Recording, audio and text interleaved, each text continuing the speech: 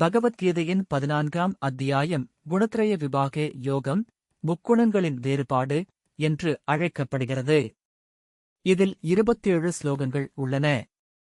இந்த உலக இயக்கத்திற்கு காரணமான 3 குணங்களைப் பற்றியும் அவற்றிலிருந்து ஒரு மனிதன் எவ்வாறு விடுபடுவது என்பதையும் கிருஷ்ணர் இங்கு விளக்குகிறார். இதன் முக்கிய அம்சங்கள் இதோ. முக்குணங்கள் இயற்கை அல்லது ஜட சக்தி 3 குணங்களால் ஆனது. அவை மனிதனை இந்த உடலில் பிணைக்கின்றன. சத்வகுணம் நன்மை சோகஸ்மெலி, இது தூய்மையானது, ஒளியைத் தருவது மற்றும் ஆரோக்கியமானது. இது மனிதனை மகிழ்ச்சியிலும் ஞானத்திலும் பிணைக்கிறது. ரஜோகுணம் தீவிரம் ஆசை சோகஸ்மெலி, இது எல்லையற்ற ஆசைகள் மற்றும் பற்றினால் பிறப்பது. இது மனிதனை தீவிரமான செயல்பாடுகளிலும் பலனை எதிர்பார்க்கும் உழைப்பிலும் பிணைக்கிறது.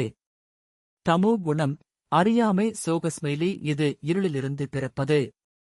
இது மனிதனை சோம்பல், தூக்கம் மற்றும் மயக்கத்தில் பிணைக்கிறது. குணங்களின் விளைவு: ஒரு மனிதன் இறக்கும்போது எந்த குணம் மேலோங்கி இருக்கிறதோ அதற்கேற்ப அவனது அடுத்த பிறவி அமைகிறது. சத்வகுணத்தில் இறப்பவர் மேலுலகையும், ரஜோ குணத்தில் இறப்பவர் மனித பிறவியையும், தமோ குணத்தில் இறப்பவர் கீழ்நிலை பிறவிகளையும் அடைகின்றனர். குணாதீதன் குணங்களைக் கடந்தவன் சோகஸ்மெலி, இந்த 3 குணங்களும் இயற்கையிலிருந்து உருவானவை என்பதை உணர்ந்து அவற்றிற்கு அப்பாற்பட்ட ஆத்மாவை அறிபவன் முக்தி அடைகிறான்.